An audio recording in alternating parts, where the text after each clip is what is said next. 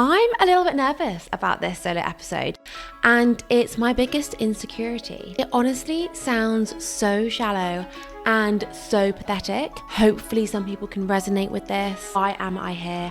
Why do I deserve to be here? Why have they invited me? But let me explain.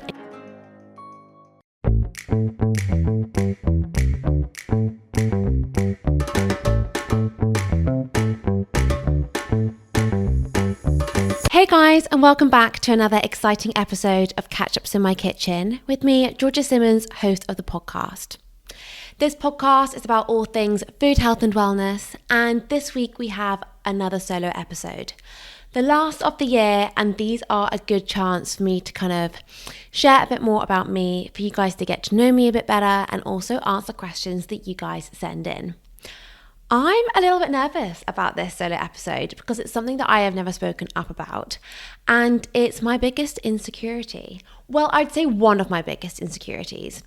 And it honestly sounds so shallow and so pathetic, but hopefully some people listening will feel seen or heard after hearing this.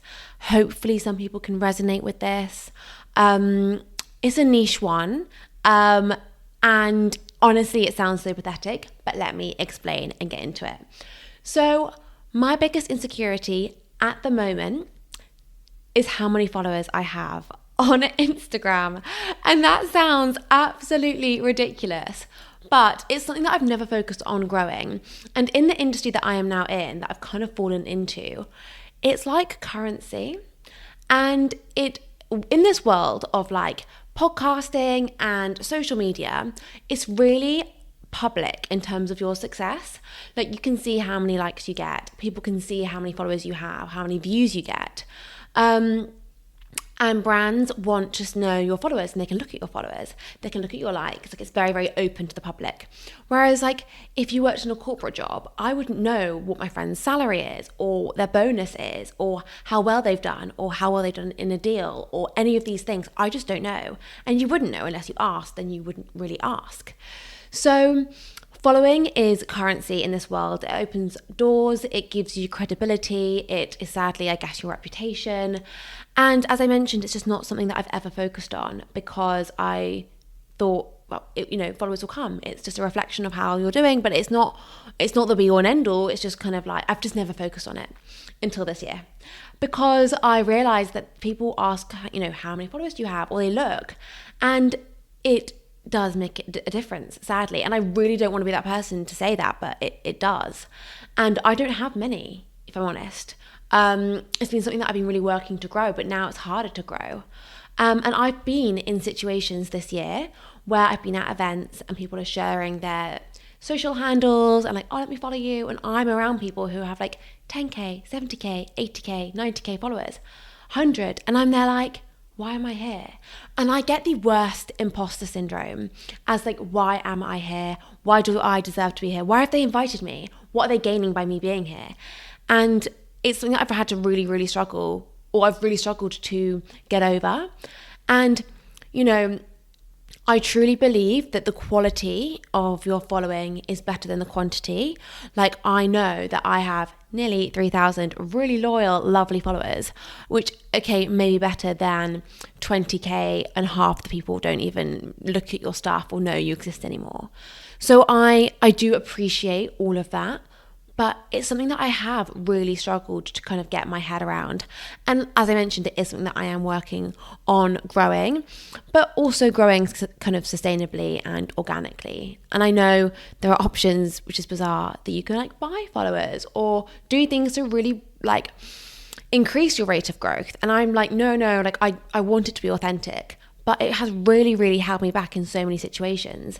And with the podcast and with the work I do now, you really do have to pitch yourself to brands, and they want numbers. Of course they do. And we have, you guys listening are all incredible, and I can kind of vouch for all of you, but they do look at followers, and it's just one of those things that sometimes doesn't translate.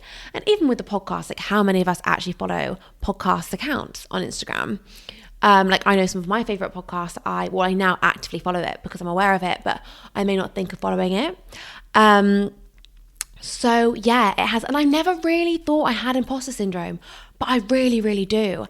And I think I've felt like I've had to overcompensate and like provide so much value because I feel like I don't naturally bring the value because you can't see it because the number isn't there, which is crazy. And honestly, for me to sit here, I have like rearranged recording this so many times because for me to sit here and be like, I'm really insecure about the amount of followers I have, isn't because of the amount of followers. It's because for me, that showcases how well I'm doing, or that showcases my value. And I feel like, oh my God, I have no value. And it's honestly ridiculous. And I know I just need to reframe it as, you know, they will come and it's authentic and it's great that I haven't focused on that. I've been focusing on the quality of the episodes I put out and like actually connecting with people and my network and the value of the conversations and what I'm bringing to you guys as a community, and like all of those things are more important. But yeah, that is one of my biggest insecurities, which is so sad. And it's sad that we live in this digital world where these things matter, because realistically there's so many bigger things to worry about. But you know what an insecurity is? When, you know, people might have like insecurities about how their body looks and all of these things, and actually all insecurities are, you feel them, no one else sees them or feels them. It's something that you deal with yourself. Like someone might say, oh, I don't like my hair, I'm really insecure about my skin, all these different things. They're problems that you have with yourself. They aren't problems that the society have with you. And I know this. And I've spoken to people on the podcast about like insecurities and weaknesses and all of these things. So I know it's a me problem, and I know it's not actually a problem. And as I just said, there are bigger things to worry about. But it's definitely something that I struggle with, and I think it's important to share all of those things. And also another thing that I think is worth noting is that I've gone through and done multiple ventures. I had Healthy Habits, which was a blog back in the day, and I sold granola, and that was a whole account, and I was really investing in that, and I really grew that to a good following, and then stopped posting. And then I had Greedy Vegan, and I was growing that, and all these accounts are really hard to grow, and then I stopped posting, and I never actually worried or focused on growing me. And I found it so much easier to post under these other brands like Healthy Habits, Greedy Vegan. They weren't Georgia, they were their own entity. Whereas now I'm posting under myself. I did find that a lot harder. Now I don't find it as hard. If you do follow me, you know that I have definitely increased my amount of things I post, and yeah, and I've got the reward from that, but I have found it really hard to do.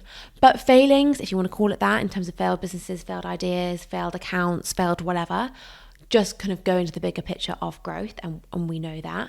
And, you know, watch this space. Healthy Habits may be coming back next year. Who knows? But yeah, I think, you know, everyone grows at different times. And I also feel like we're in this world where we think we need to be achieving it now. And all our goals, all our aims have to be now. Whereas like, I could be the successful 50-year-old.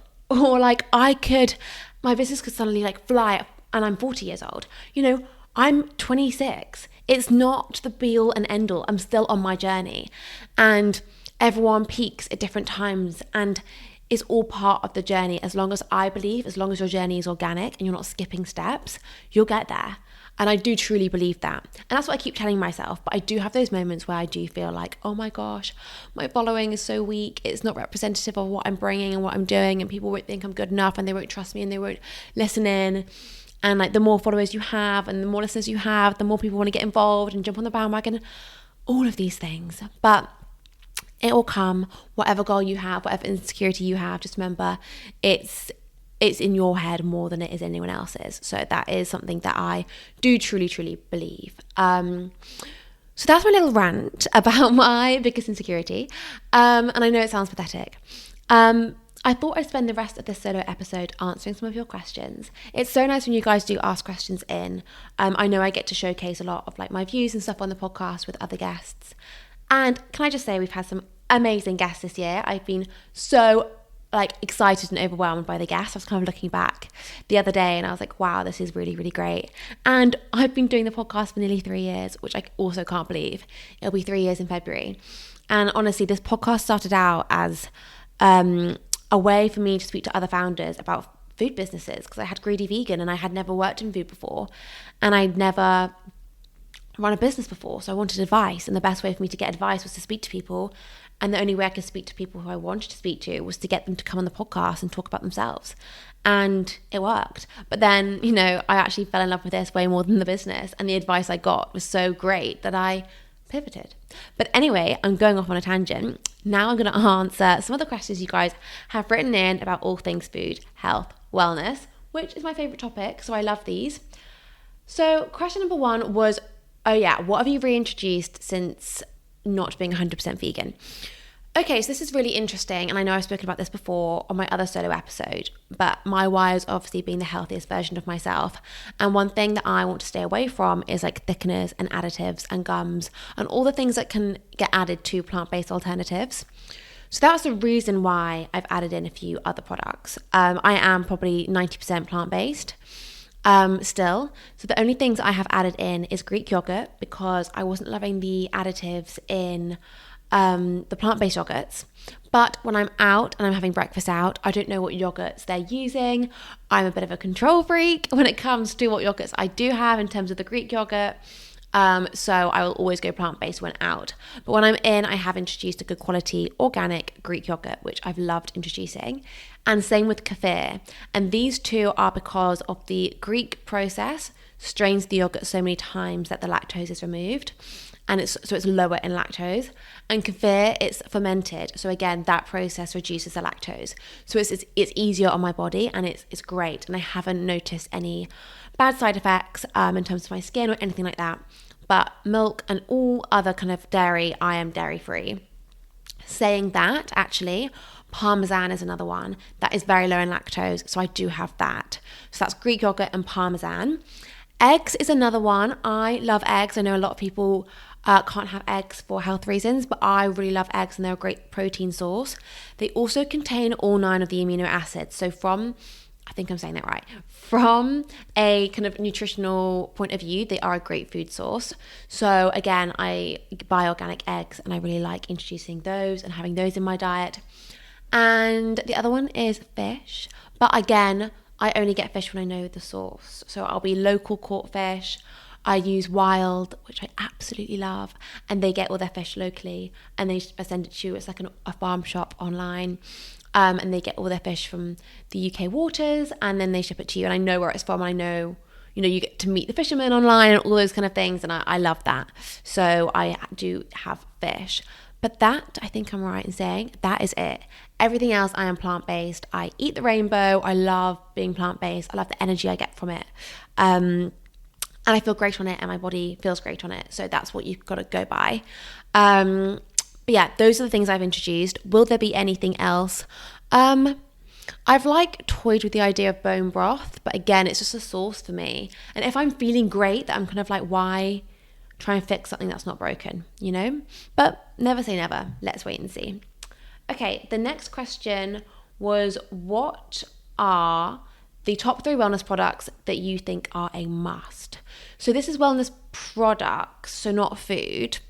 I would say my current top 3 that I love, use and would recommend are a red light mask, obsessed with it. I have to say, if you do have a red light mask at home, you've got to do it regularly for it to make a difference. The stronger red light masks are in like a clinic or a facial, kind of a specialist when you go out to a therapist, they will have the really strong ones. The ones you get at home aren't as strong, which means you do have to do it more regularly. But every night, 10 minutes, lie on your acupuncture mat, close your eyes, do some breath work, meditation, whatever it is, but 10 minutes, habit stack it. It's a great addition to your routine. This is a really simple one. A good big water bottle. Honestly, drinking water is the best thing to add into your wellness journey. If you want to elevate your current health, drink more water. It is obvious, but so amazing. And if you're struggling to drink more water, buy a big water bottle because you will then drink all of that water.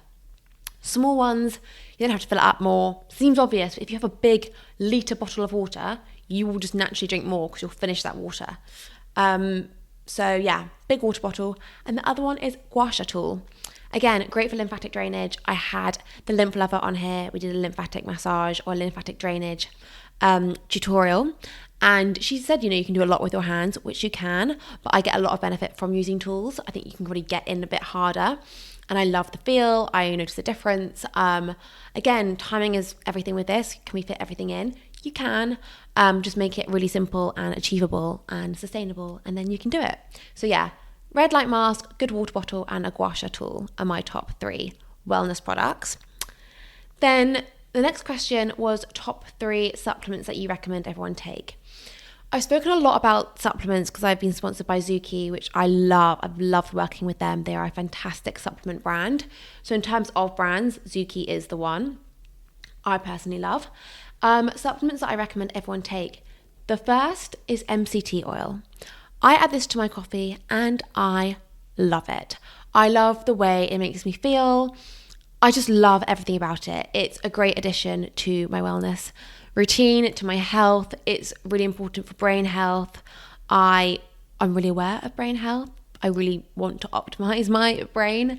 And it just is great. I feel great on it. So MCT oil is a must. This isn't a supplement per se, but I think everyone should be having superfoods in their diet. If you want to do anything in January, it would be invest in your superfoods. I want you to have chia seed, flaxseed, hemp seed. I want all the seeds. Maca, wheatgrass.